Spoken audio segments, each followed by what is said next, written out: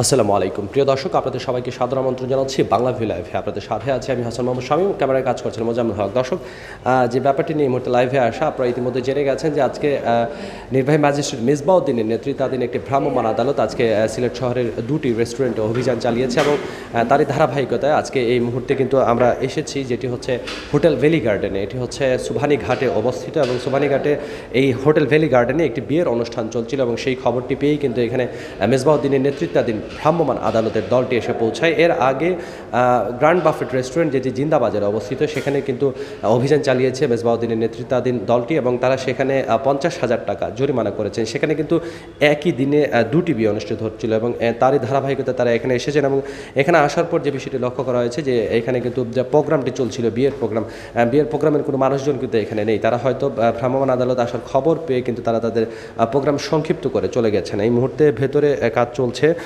ভ্রাম্যমাণ আদালতের যিনি ম্যাজিস্ট্রেট আছেন, নির্বাহী ম্যাজিস্ট্রেট, তিনি কাজ করছেন এখানকার বিষয়টি নিয়ে।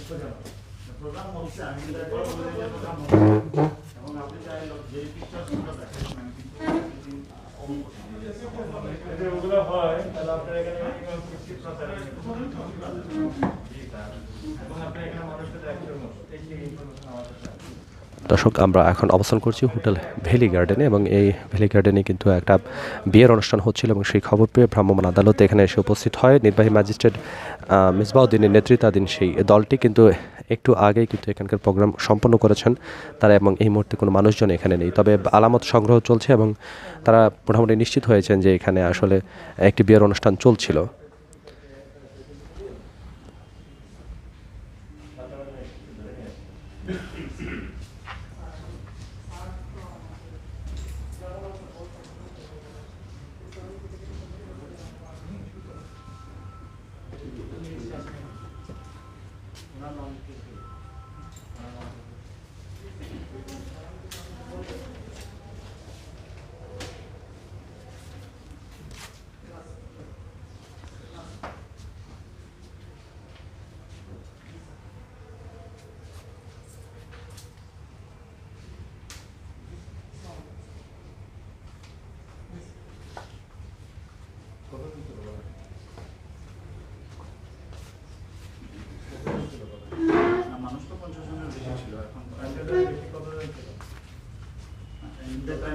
আমি কাউন্ট করি না, মানুষ স্পটে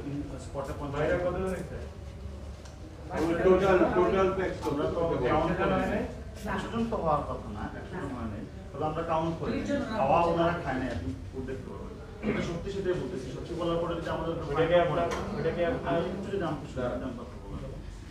আমি সত্যি কথা বলে বলবো, সত্যি বলার পরেও যদি আমাদের উপরে ফাইন পড়ে আমরা ওন করবো, কিন্তু মিথ্যার আশ্রয় নিচ্ছি না। এটা আপনি বেগুন করছি না, কিন্তু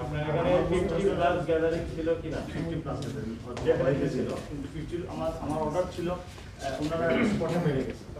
আমি কাউন্ট করে বেড়ে গেছে, কাউন্ট করে বেড়ে গেলে 50 জন সুস্থ হতে নেই, তাই না? 50 এর প্ল্যান আছে, আপনি এটা কি সোশ্যাল গ্যাদারিং ছিল? ডিসটেন্স মেইনটেইন, সোশ্যাল গ্যাদারিং ছিল কি না? এটা ওয়েডিং প্রোগ্রাম ছিল না, সোশ্যাল গ্যাদারিং, ওয়েডিং প্রোগ্রাম ছিল না, সোশ্যাল গ্যাদারিং ছিল না, সামাজিক অনুষ্ঠান ছিল না। আমি গেট টুগেদার মানে সামাজিক প্রোগ্রাম। গেট টুগেদারে কারা করে? সমাজবদ্ধ মানুষ তো মানুষই, মানে সামাজিক প্রোগ্রাম ছিল। এটা পার্টি ছিল, একটা বিভিন্ন রকম একটা পার্টি ছিল, তো প্রোগ্রাম ছিল, খাওয়া হয়েছে, পার্টি প্রোগ্রাম ছিল। পার্টি তো সরকারের যে নির্দেশনা আছে সেখানে বলা আছে যে আপনার এখানে পার্টি করলে সরকারের বলে না, এখানে পার্টি করতে 50% লাস্ট যে এটা আপত্তি করে এখানে সুন্দরভাবে বলা আছে আপনার প্রোগ্রাম বিভিন্ন রকমের বিয়ে, ওয়ালিমা, জন্মদিন পার্টি, সামাজিক ওয়ালিমা, পার্টি, সামাজিক অনুষ্ঠান, ধর্মীয় অনুষ্ঠান, রাজনৈতিক অনুষ্ঠান সব বন্ধ করে। স্পষ্টভাবে পার্টি শব্দটা আছে। সামাজিক অনুষ্ঠান গেলে এটা সামাজিক অনুষ্ঠান। ছিল, রাইট? 50% জায়গা দিয়ে আমি 50% জায়গা দিয়ে হবে না তো। ওটার আপনার রেস্টুরেন্টে কয়জন আছে? আমার উপরে আছে 100 জন। আমার কথাটা বুঝেন, দিনের বেলা সাধারণ যে কোনো দিন আপনার রেস্টুরেন্টে কয়জন খাইতে আছে? 10 জন, 15 জন, 20 জন। প্রজ্ঞাপনে আছে আর প্রজ্ঞাপন বাদ দেন আপনি, আমার কথা বুঝেন না কেন? প্রজ্ঞাপন বাদ দেন। প্রজ্ঞাপন ছাড়া নর্মালি কয়জন খাইতে আছে আপনার রেস্টুরেন্টে? নরমালি 30-40 জন 50 জন এরকম, কিন্তু সেটা তো আপনার এরকম প্রোগ্রাম না। এটা তো আপনার মানে আগে থেকে টেবিল ওয়াইজ এটা তো আপনার আগে থেকেই করা। ওটা তো আপনার 50 জন আছে, কখনো 30 জন, কখনো 20 জন, কখনো আসে না, এরকম। কিন্তু এটা তো আপনার প্রোগ্রাম করে প্ল্যান করে তারপরে তো অনুষ্ঠান আছে। প্রোগ্রাম করে প্ল্যান করে, হ্যাঁ। তাই না? এক্স্যাক্টলি। শুধুমাত্র এই কারণে আপনি প্রজ্ঞাপনটা লঙ্ঘন করেছেন। কারণ আপনি তো এটা ফিক্সড প্ল্যান করে আপনি প্রোগ্রামটা করেছেন, তাই না? বুঝছি। আপনি কে ম্যাডাম? আপনি কে? ওটা ডিলিট করেন শুধু। ডিলিট করেন, রিসাইকেল প্রিন্টার খালি করেন। আর যদি না করতে পারেন ওটা শেষ করে দিন। তো জরিমানা করেন। আসসালামু আলাইকুম।